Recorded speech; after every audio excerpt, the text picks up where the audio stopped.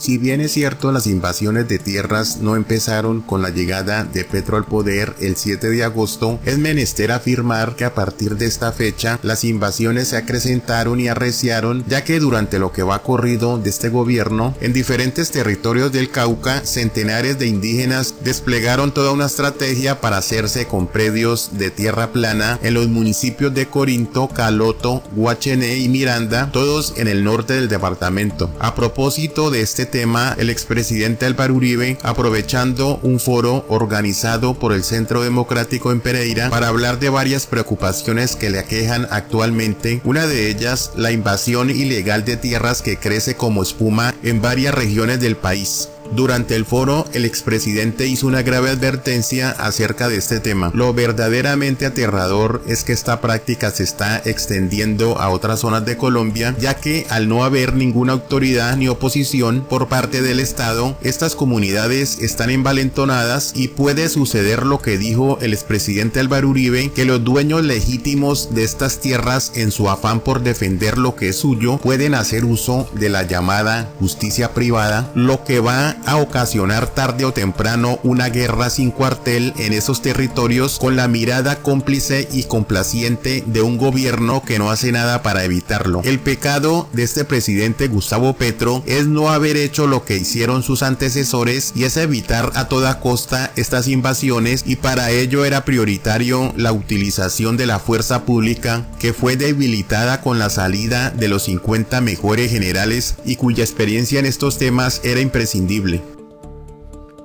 Y voy a conectar ese tema, queridos amigos, con el tema de las Fuerzas Armadas. Creo que lo dicho esta mañana aquí por mis compañeros me releva de ampliar conceptos. Nosotros respetamos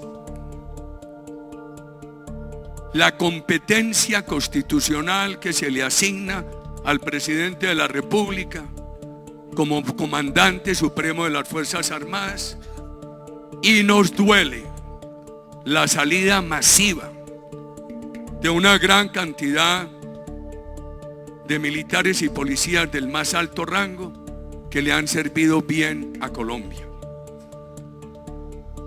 Nosotros pensamos que algún requisito para la democracia colombiana es mantener el profesionalismo de las Fuerzas Armadas. El principio que se habló esta mañana, de que ellas le deben lealtad a la institución y a la Constitución, no a una persona o a otra, que fue el grave problema del chavismo en Venezuela. Y después las dividieron, y ya no hubo un ejército ni una Guardia Nacional al servicio de la Constitución, sino al servicio de Chávez, como lo hubo en América Latina en todos los tiempos de dictadura. Mientras había unas Fuerzas Armadas en Argentina al servicio de Videla, o en Chile al servicio de Pinochet, o en Guatemala al servicio de quienes derrotaron al presidente Arbenz, en Colombia ha habido unas Fuerzas Armadas profesionales al servicio de la Constitución. Tenemos que poner mucho cuidado en ese tema, queridos amigos. Déjenme hablar de un tema sumamente difícil, la invasión de tierras. Y no puedo ocultar este tema porque Risaralda es hoy epicentro de invasión de propiedad estatal y de propiedad privada. Nosotros aceptamos que el presidente Petro tiene que resolver problemas campesinos, que tiene que adquirir unas tierras, que tiene que resolver unos problemas de vivienda y de posibilidades de producción agropecuaria, que hay unas tierras de extinción de dominio y que tiene que comprar otras. ¿Qué pedimos? Que eso no afecte la propiedad privada y no estimule el camino de la violencia, que es el camino de la invasión. ¿Qué hay que comprar 500, 600 mil, 700 mil hectáreas para el sector campesino, que las compren, pero que pongan mucho cuidado, porque si se les va la mano y abren una oficina de compra de tierras y el país está asustado, les ofrecen todas las tierras del país y se las venden. No alcanzan a comprar todo lo que se les ofrezca y entonces dejan al país sin empresariado del campo.